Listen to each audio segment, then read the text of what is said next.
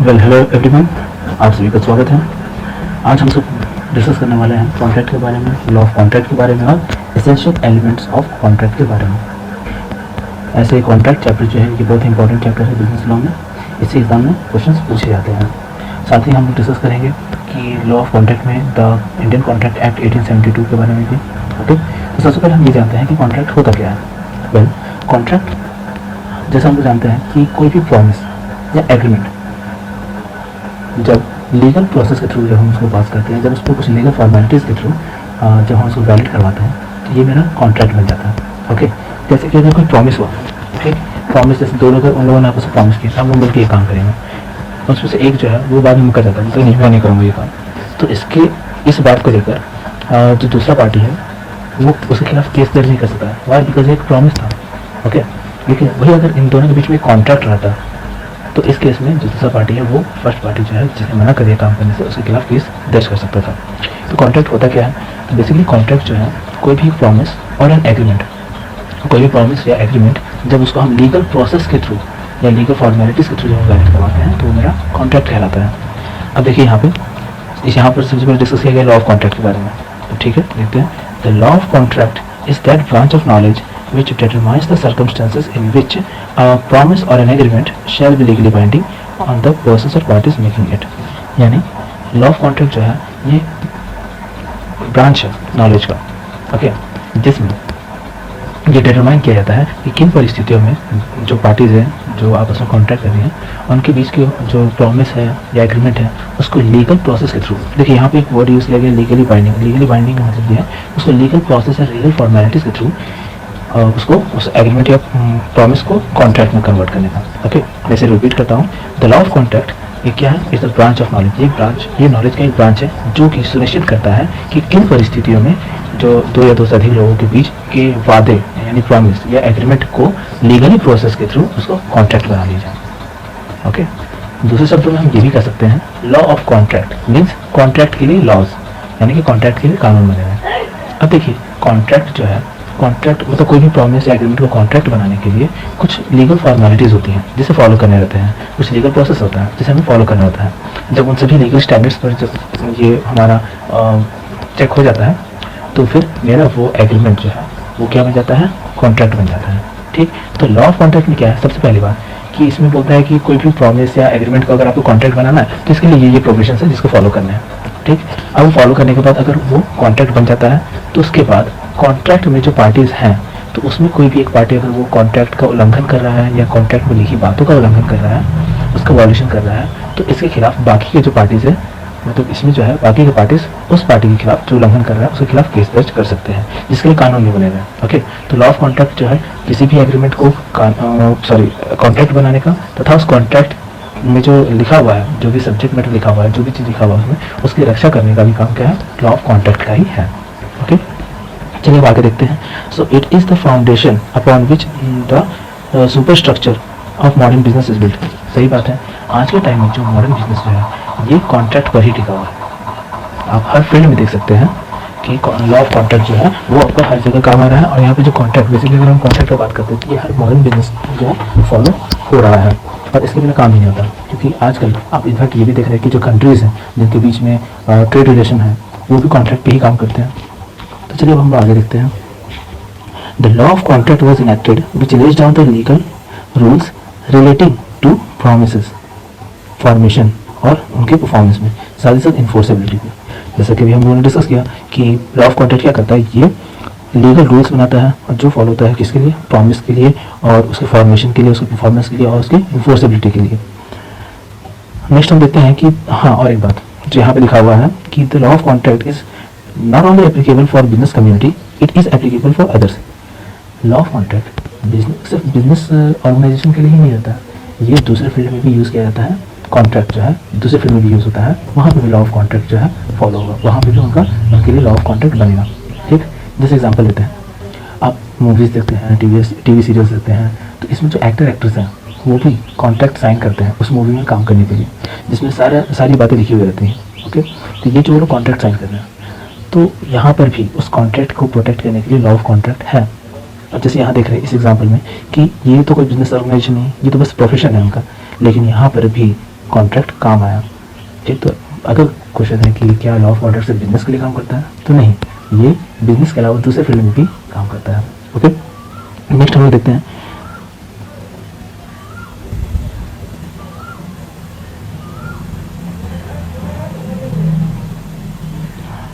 यहाँ पे और एक लाइन है, जैसे कि आप सॉरी वेट, यहाँ पर एक लाइन है, the law of contract furnishes the basis for other branches of mercantile law. Mercantile law इसे आप कह सकते हैं बिजनेस लॉ का। ठीक, उसी का एक पार्ट है और उसी में ये फॉलो भी होता है। यहाँ हम बात करते हैं अब कि डेफिनेशन ऑफ कॉन्ट्रैक्ट। कॉन्ट्रैक्ट की डेफिनेशन क्या है? हम लोगों ने ये समझ लिया कि कॉन्ट्रैक्ट होता क्या है, हम उसको अपने वर्ड्स में लिख सकते हैं, लेकिन उसकी डेफिनेशन को हम लोगों को देखना है। यहाँ पर जो सबसे इंपॉर्टेंट है वो है आपका आर्टिकल। ओके, तो यहाँ पर है कि इंडियन कॉन्ट्रैक्ट एक्ट के सेक्शन 2H के अकॉर्डिंग कॉन्ट्रैक्ट क्या है? तो कॉन्ट्रैक्ट जो है an agreement enforceable by law is a contract. ये लाइन आपका बहुत ही इंपॉर्टेंट लाइन है, आप इसको VVI भी कह सकते हैं। क्यों? क्योंकि जब भी आपको क्वेश्चन एग्जाम में पूछा जाएगा कॉन्ट्रैक्ट होता क्या है, आपको इस स्टेटमेंट को जरूर मेंशन करना है। ये बहुत ही इंपॉर्टेंट है, ये आपको मार्क्स जो है फुल में फुल मार्क्स दिलाएगा यदि आपने इसको लिखने के साथ इसका एक्सप्लेनेशन भी सही से किया था। ठीक है, तो इंडियन कॉन्ट्रैक्ट एक्ट का आर्टिकल उनका सेक्शन 2H जो है वो क्या कहता है? वो कहता है कि N agreement enforceable by law is called contract, जैसा हम लोगों ने पहले डिस्कस किया ही था। अब इसमें दो इंपॉर्टेंट एलिमेंट्स इसके आते हैं, कौन कौन से हैं? तो पहला आता है आपका इसका एक एग्रीमेंट और दूसरा आता है लीगल ऑब्लिगेशन। ठीक, यहाँ पर कुछ स्कॉलर्स हैं जिन्होंने इसका डेफिनेशन दिया हुआ है, जैसे कि सर विलियम एंसन ने दिया हुआ है, इन्होंने भी वही डेफिनेशन। देखिए यहाँ पे जितने भी स्कॉलर्स हैं सबने एक ही तरह सबने डिफाइन तो किया है, वर्ड्स अलग है, कहने का तरीका अलग है, लेकिन सेंस वही क्लियर कर रहा है जो भी हम लोगों ने डिस्कस किया। सर विलियम एंसन ने जैसे कहा कि a contract is an agreement enforceable at law made between two or more persons by which rights are required by one or more to acts and forbearances to the other on the part of the others. Okay, अब हम लोग यहाँ पे इसके scholar हैं, मैं इस video के साथ साथ आप लोगों के साथ ये PDF भी शेयर कर दूंगा। ठीक, अब आपको जो इसमें सबसे इम्पॉर्टेंट चीज़ है वो है यहाँ पर एक क्वेश्चन है जो मे भी आपको ट्रू फॉल्स कह रहा हूँ मैं, एक आपको स्टेटमेंट डिस्क्राइब करने के लिए भी आ सकता है। वो ये है कि all contracts are agreement but all agreements are not contract. ये जो लाइन है ये एक इंपॉर्टेंट लाइन है और इससे भी क्वेश्चन एक बन सकता है, 3 मार्क्स आपका एक क्वेश्चन भी बन सकता है इसमें। कैसे? देखिए क्वेश्चन यहाँ पे एक स्टेटमेंट दिया हुआ है कि हर कॉन्ट्रैक्ट एग्रीमेंट होता है लेकिन हर एग्रीमेंट कॉन्ट्रैक्ट नहीं होता है। अब इसी स्टेटमेंट को लिखकर लास्ट में लगा देगा क्यों, वाई, बस आपको एक्सप्लेन करना है। तो मैं आपको समझा देता हूँ। देखिए कॉन्ट्रैक्ट क्या होता है? तो कॉन्ट्रैक्ट जो है मेरा एक लीगल फॉर्म है, यानी कि अगर किसी भी एग्रीमेंट को अगर हम लीगली बाइंड कर दिए और वो मेरा बन गया कॉन्ट्रैक्ट, यानी कि लीगल प्रोसेस से गुजरा तो वो मेरा बन गया कॉन्ट्रैक्ट। तो अगर कॉन्ट्रैक्ट का देखा जाए तो कॉन्ट्रैक्ट का जो बेस है वो क्या है? एग्रीमेंट है, क्योंकि एग्रीमेंट तो बहुत सारे होते हैं। अब वैसे एग्रीमेंट जिसको लीगली प्रोसेस से गुजारा गया हो, मतलब लीगली प्रोसेस के थ्रू या फॉर्मेलिटीज के थ्रू उसको वैलिड करा दिया गया, तो वो मेरा क्या हो गया, या रजिस्टर करा दिया गया, तो मेरा बन गया वो कॉन्ट्रैक्ट। ठीक, तो कॉन्ट्रैक्ट का बेस क्या है? एग्रीमेंट। तो क्या सभी कॉन्ट्रैक्ट्स एग्रीमेंट है? हाँ है, ऑल कॉन्ट्रैक्ट्स आर एग्रीमेंट। लेकिन सभी एग्रीमेंट कॉन्ट्रैक्ट नहीं होते हैं, ये याद रखिएगा आपको, क्योंकि देखिए एग्रीमेंट तो हम लोग बहुत सारे करते हैं, ओके, प्रोमिसेस भी हम लोग बहुत सारे करते हैं, लेकिन उसमें से कुछ ही है ना जो कॉन्ट्रैक्ट बनते हैं, सब तो नहीं। इसीलिए आप इसको इस तरह से समझ सकते हैं, आप इसको 2 सर्कल बना लीजिए, ठीक, जिसमें से आपका हो जाएगा ये कॉन्ट्रैक्ट और ये वाला हो जाएगा आपका एग्रीमेंट। तो सारे कॉन्ट्रैक्ट आप देख सकते हैं, ये सर्कल, ये सारे के सारे कॉन्ट्रैक्ट मेरा एग्रीमेंट वाले सर्कल के अंदर आ रहा है, यानी कि सारे कॉन्ट्रैक्ट मेरा एग्रीमेंट है। लेकिन क्या आप ये बताइए, क्या सभी एग्रीमेंट मेरा कॉन्ट्रैक्ट है? नहीं ना, कुछ ही एग्रीमेंट है जो मेरा कॉन्ट्रैक्ट होते हैं और कुछ नहीं होते हैं। तो आप इस डायग्राम के थ्रू भी समझ सकते हैं। ओके, नेक्स्ट यहाँ पे देखिए, यहाँ पे एग्जाम्पल के थ्रू भी समझाया गया है, जैसे कि A invites B for dinner at his residence. बाद में B मना कर देता है फ़ोन पर A को कि वो डिनर उसके यहाँ नहीं कर पाएगा। तो इसके लिए A जो है वो उसके खिलाफ कोर्ट में केस दर्ज नहीं कर सकता है, क्योंकि ये एक क्या था, एक सोशल एग्रीमेंट था। ओके, नेक्स्ट हम यहाँ पे समझते हैं कि इसेंशियल या फिर एलिमेंट्स ऑफ वैलिड कॉन्ट्रैक्ट क्या होता है। Wait,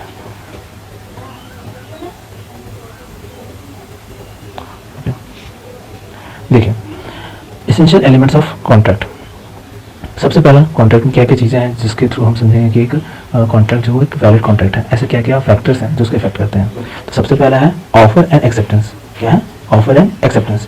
there must be a lawful offer and a lawful acceptance of the offer, thus resulting in an agreement. An agreement involves two parties, one making the offer and the other accepting it.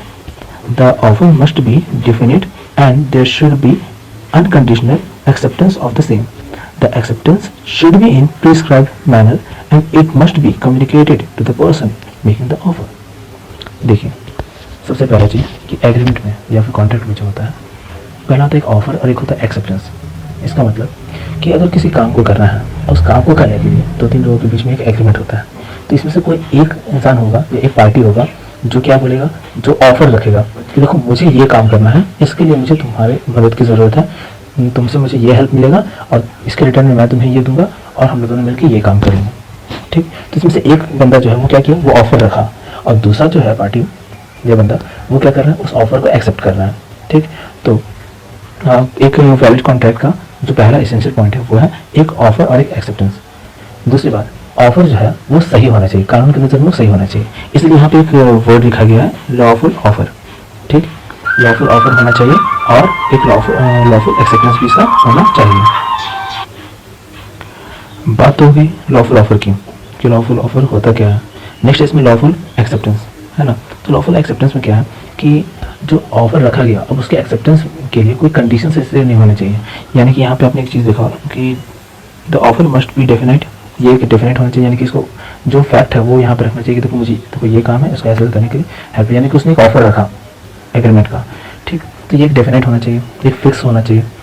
और दूसरा जो है इसका acceptance, जो acceptance कर रहा है party तो उसको अनकंडीशनल होना चाहिए, this should be unconditional acceptance of the same.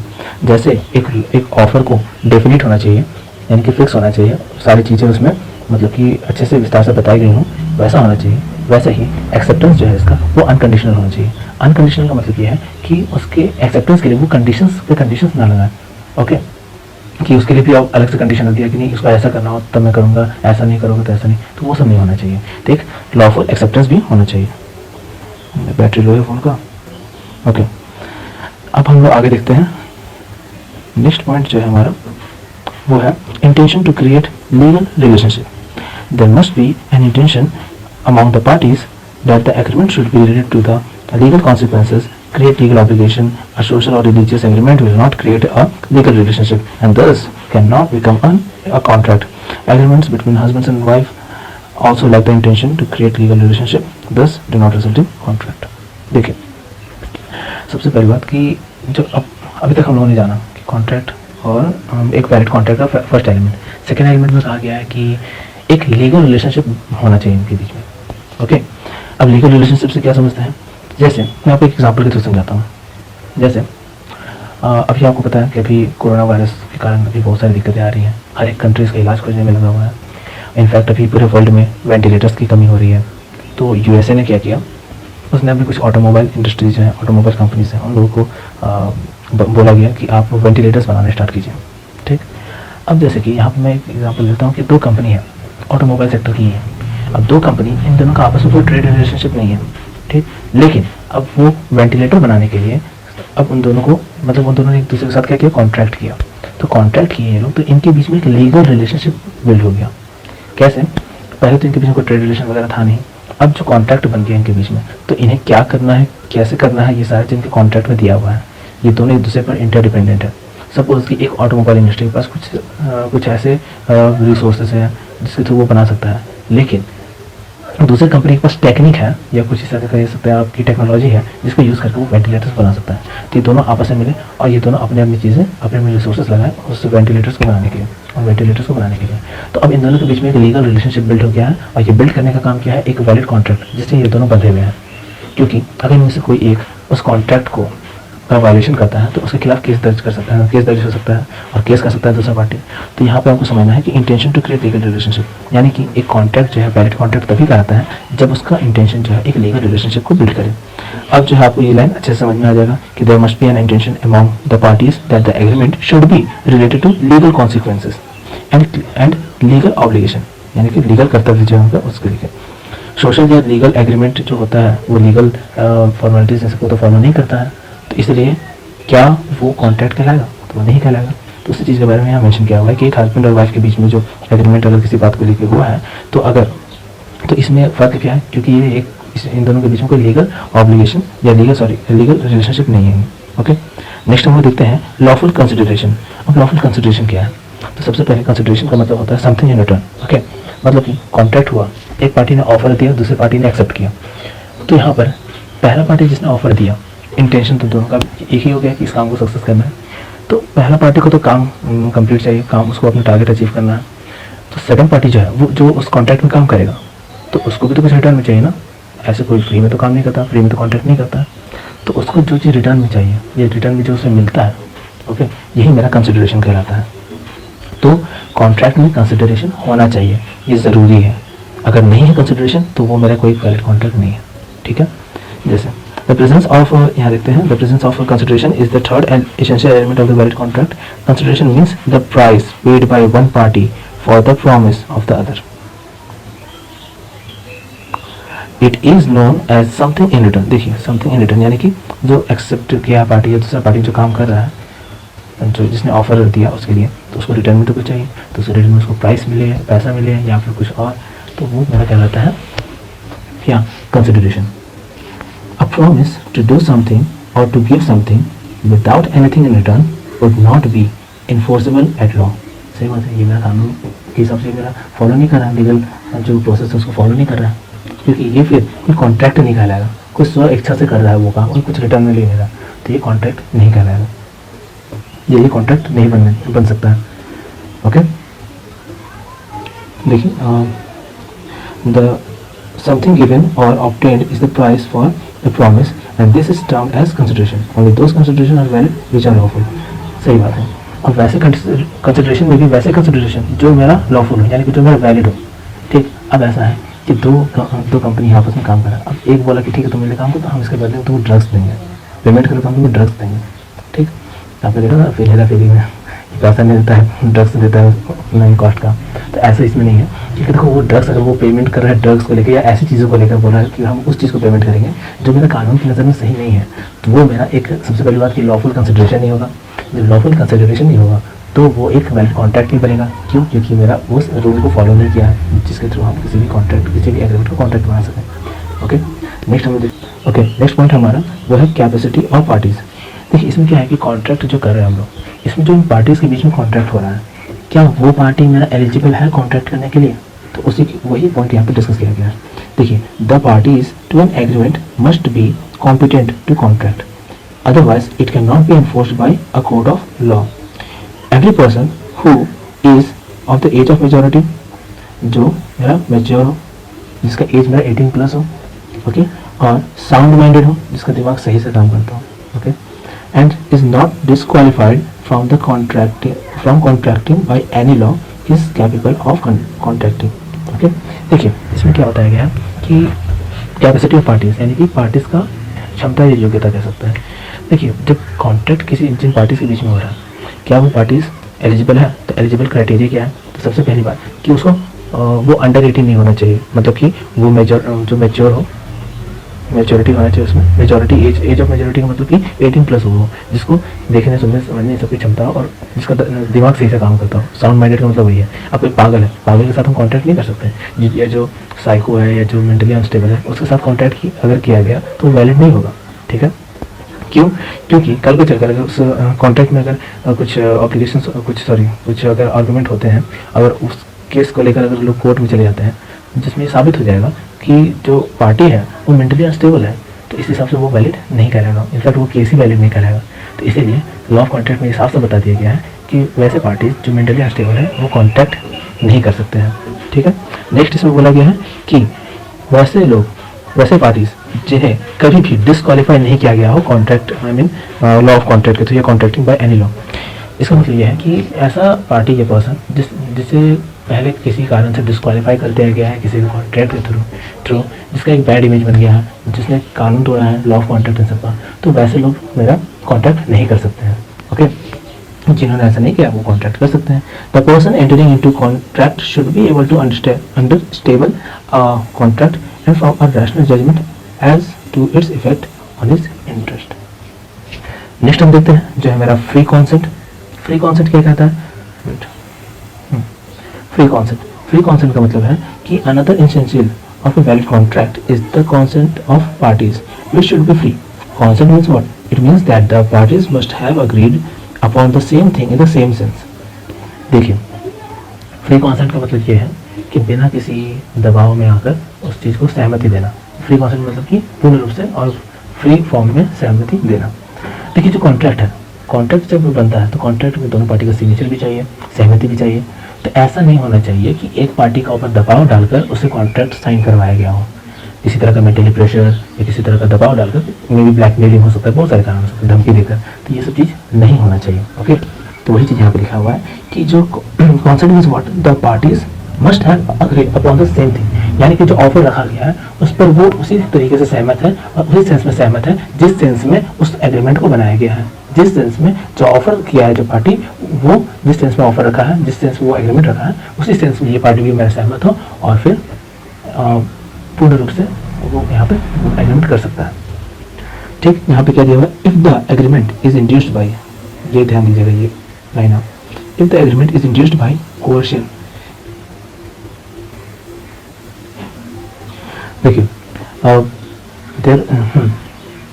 there is absence of free consent. Okay, if the agreement is induced by, अगर एग्रीमेंट जो है वो किया गया कोercion के through, under influence, fraud, misrepresentation या मिस्टेक, तो फिर वो मेरा वैलिड कॉन्ट्रैक्ट नहीं होगा। मतलब मैंने अभी आपको समझाया कि अगर जो पार्टीज है यहाँ पर जो एग्रीमेंट साइन करवाने का रहा, तो ऐसा नहीं है कि जो एग्रीमेंट या जो कॉन्ट्रैक्ट बन रहा है उसमें दूसरे पार्टी पर किसी तरह का दबाव डाला गया या फिर उसको ब्लैकमेल किया गया, धमकी दिया गया और इस तरह से करवाकर उसे कॉन्ट्रैक्ट में साइन करवाया गया या फिर कॉन्ट्रैक्ट करवाया गया, या फिर किसी तरह का फ्रॉड मीन्स क्या, किसी तरह से उनके साथ फ्रॉड किया गया और उस फ्रॉड के थ्रू, मतलब कि चुपके से, चालाकी से उनसे कॉन्ट्रैक्ट में शामिल कर लिया गया, उससे कॉन्ट्रैक्ट साइन करवा लिया गया।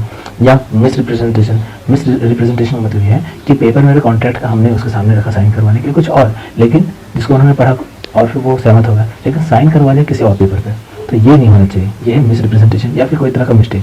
तो यहाँ पर सेक्शन 14 बोलता है कि फ्री कॉन्सेंट होना चाहिए, जो भी पार्टी कॉन्ट्रैक्ट कर रहे हैं उनके बीच में सहमति पूर्ण रूप से होना चाहिए, वो अपना फ्री कॉन्सेंट यानी कि मुक्त रूप से वो सहमत, मतलब किसी भी तरह का प्रेशर वगैरह में ना आकर सही तरीके से वो सहमत है और उसी सेंस में सहमत है जिस सेंस में इस कॉन्ट्रैक्ट, इस एग्रीमेंट को पेश किया गया है, तो फिर मेरा ये वैलिड कॉन्ट्रैक्ट है।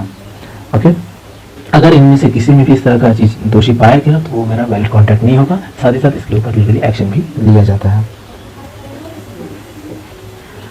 नेक्स्ट हमारा lawful object. Okay, lawful object का मतलब क्या कि जो हमारा उद्देश्य है, हम जो एग्रीमेंट कर रहे हैं, जिस उद्देश्य के लिए कर रहे हैं, वो मेरा एक सही और उचित उद्देश्य हो, यानी कि एक मेरा वैलिड ऑब्जेक्टिव हो मेरा। ठीक, तो वही मेरा कॉन्ट्रैक्ट, वैलिड कॉन्ट्रैक्ट को बनाने में हेल्प करता है।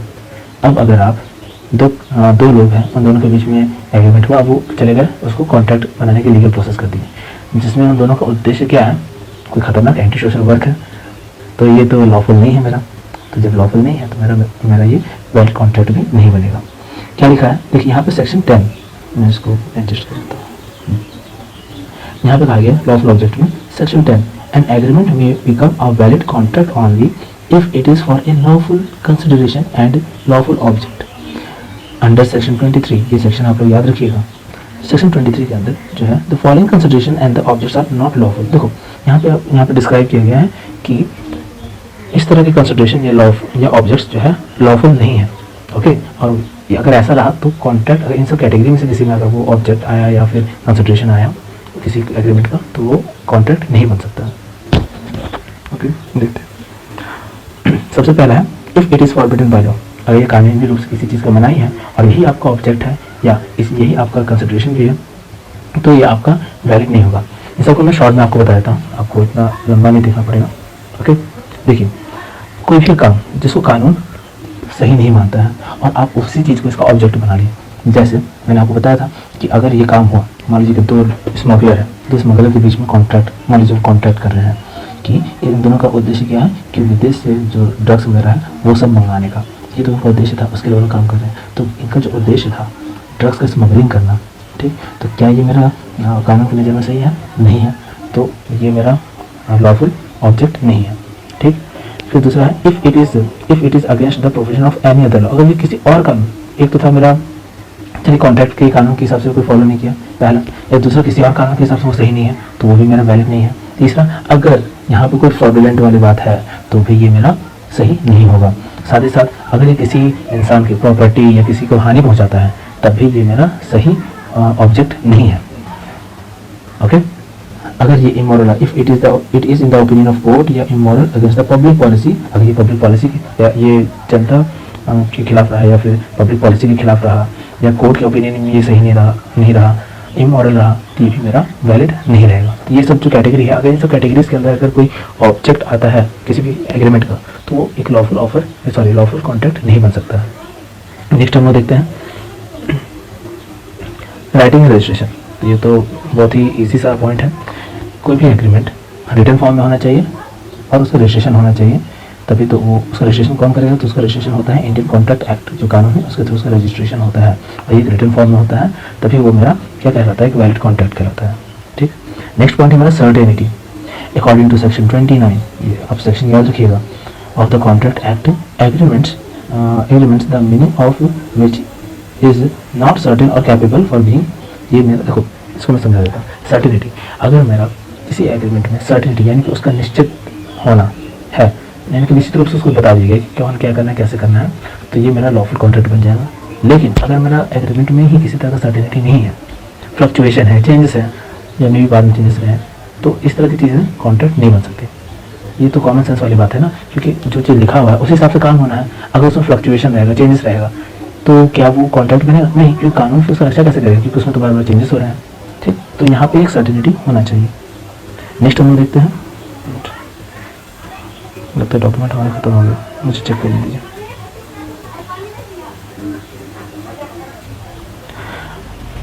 नेक्स्ट पॉइंट है हमारा, वो है possibility of performance. Possibility of performance में क्या है कि the next essential element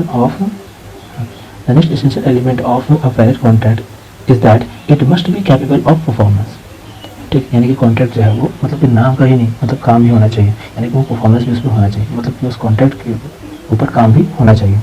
okay, section 56 क्या कहता है? सेक्शन 56 कहता है an agreement to do an act impossible is itself is void, यानी कि अगर कोई ऐसा एग्रीमेंट किया गया जो कि एक इम्पॉसिबल काम को करने को लेकर है, किसी एक इम्पॉसिबल टास्क को लेकर है, तो वो मेरा वैलिड नहीं बन सकता। अगर मैं कहूँगा, मैं और मेरे एक दोस्त के बीच में कॉन्ट्रैक्ट होता है कि हम लोग दिल्ली जाकर 2-4 तारे तोड़ के गए हैं, ठीक, तो क्या ये पॉसिबल है? नहीं ना। और हम लोग दोनों कॉन्ट्रैक्ट बना रहे हैं, तो क्या इस पर कॉन्ट्रैक्ट बनेगा? नहीं बनेगा। ओके, नेक्स्ट हमारे पास जो हमारा नेक्स्ट पॉइंट है वो है not expressly declared void. The agreement must not have been expressly declared to be void by law in the country. ठीक, अब यहाँ पे क्या है कि भारतीय कानून के हिसाब से जो है कॉन्ट्रैक्ट में जो चीज़ें हैं वो मेरा वैलिड नहीं है। कुछ केसेस में क्या क्या है ये सब हम यहाँ देखते हैं। Under the different section of contract act 1872 the following agreement have been expressly void, यानी कि वो वॉइड है, मतलब वो सही नहीं है, मतलब वैलिड नहीं है वो। क्या क्या है तो यहाँ देखते हैं, agreement made with the parties having no contractual capacity, ये सेक्शन 11 बोलता है। सेक्शन 20 कहता है कि agreements made under a mutual mistake of fact. ठीक, यानी कि अब आपस में किसी तरह का मिसअंडरस्टैंडिंग हो गया, किसी मिस्टेक के कारण वो कोई एग्रीमेंट वो कॉन्ट्रैक्ट बना, तो ये कॉन्ट्रैक्ट नहीं बन पाएगा, जो एग्रीमेंट है वो कॉन्ट्रैक्ट नहीं बन पाएगा। ठीक, नेक्स्ट यहाँ पे बोला गया है कि agreements with unlawful consideration of और ऑब्जेक्ट। सेक्शन 23 कहता है कि वैसा एग्रीमेंट जो लॉफुल मेरा नहीं है, जिसके लॉफुल कंसिडरेशन नहीं है, देखिए लॉफुल कंसिडरेशन नहीं है, तो या फिर उसका कोई ऑब्जेक्टिव जो है वो लॉफुल नहीं, यानी अभी तक हम लोगों ने जो डिस्कस किया बस उसी चीज़ के बारे में यहाँ पे बताया गया है कि वो इस तरह से ये सारी चीज़ें हैं जिसके कारण से कोई भी एग्रीमेंट जो है वो एक वैलिड कॉन्ट्रैक्ट नहीं बन सकता है। इसमें दिया गया कि कौन कौन से चीज़ें हैं। तो फर्स्ट में है कि जिनके अंदर कॉन्ट्रैक्चुअल कैपेसिटी नहीं है, उनके बीच का जो एग्रीमेंट है वो मेरा कॉन्ट्रैक्ट नहीं बन सकता। दूसरा, अगर म्यूचुअल मिस्टेक से हुआ है तो ये भी नहीं बन सकता। तीसरा, अगर उसका अनलॉफुल कंसिडरेशन है या ऑब्जेक्ट है तो मेरा वो एग्रीमेंट कॉन्ट्रैक्ट नहीं बन सकता। फोर्थ बोल रहा है कि एग्रीमेंट्स हुज कंसिडरेशन और object is unlawful in part, यानी कि उसका कुछ पार्ट है, मतलब कि पूरी तरह से वो अनलॉफुल नहीं है लेकिन थोड़ा वो अनलॉफुल है, तो उस तरह के केसेस में भी वो वैलिड नहीं कहलाएगा। नेक्स्ट है वैसे एग्रीमेंट जिसमें कंसिडरेशन ही नहीं है, तो ये कौन सेक्शन 25 एक्सप्लेन करता है इसके बारे में, देखिए ठीक, यहाँ पे सेक्शन 5 एक्सप्लेन करता है उसके बारे में कि वैसे एग्रीमेंट जिनमें कोई कंसिडरेशन ही नहीं है तो वो मेरा वैलिड कॉन्ट्रैक्ट नहीं बन सकता है। फिर restrain of marriage, restrain of trade, restrain of legal proceedings, तो ये सारी चीज़ें हैं। फिर यहाँ नीचे आ गया अनसर्टिनिटी हो गया, ये सब चीज़ें हैं जिसके कारण से किसी भी एक वैलिड कॉन्ट्रैक्ट नहीं बनाया जा सकता है किसी भी एक एग्रीमेंट को। ओके, तो ये था, हम लोगों ने अभी इसेंशियल एलिमेंट्स के बारे में डिस्कस किया कि एक कॉन्ट्रैक्ट के इसेंशियल एलिमेंट्स क्या होते हैं।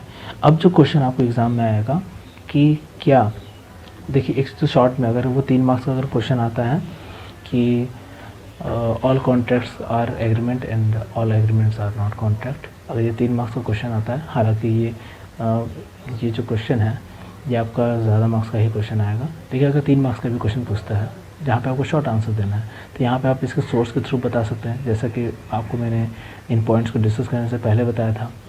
लेकिन अगर ये लॉन्ग में आएगा क्वेश्चन कि कॉन्ट्रैक्ट, सभी कॉन्ट्रैक्ट एग्रीमेंट है और सभी एग्रीमेंट जो है वो कॉन्ट्रैक्ट नहीं है, अगर ये ज़्यादा मार्क्स का क्वेश्चन आएगा तो यहाँ पे आप कैसे आंसर दीजिएगा। तो ये सारे एलिमेंट्स जो है इसीलिए बताए गए हैं जिससे आपको क्लियर हो कि ये सब पॉइंट्स के बिहाफ पर ही कोई भी एग्रीमेंट जो है कॉन्ट्रैक्ट कहलाता है। तो कॉन्ट्रैक्ट के इतने जो अभी एलिमेंट्स हम लोगों ने पढ़े, तो क्या इतने सारे एलिमेंट क्या एक नॉर्मल एग्रीमेंट में होता है? नहीं ना। तो इसी कारण से वो एग्रीमेंट, सारे एग्रीमेंट कॉन्ट्रैक्ट नहीं होते, लेकिन सारे कॉन्ट्रैक्ट एग्रीमेंट होते हैं। तो उसका आंसर देने के लिए आप ये सभी पॉइंट्स को मेंशन कर दीजिएगा, एक्सप्लेन कर दीजिएगा अपने लैंग्वेज में, आपको मार्क्स मिल जाएगा। ठीक, इसी के साथ साथ मैं आज का वीडियो को स्टॉप करता हूँ। बाकी मैं आप लोगों के साथ नेक्स्ट टॉपिक को लेकर आऊँगा। तब तक के लिए धन्यवाद। और नेक्स्ट क्लास में हम लोग डिस्कस करेंगे टाइप ऑफ कॉन्ट्रैक्ट के बारे में, और भी हम लोग नई नई चीज़ें हम लोग जानेंगे। चलिए, थैंक यू।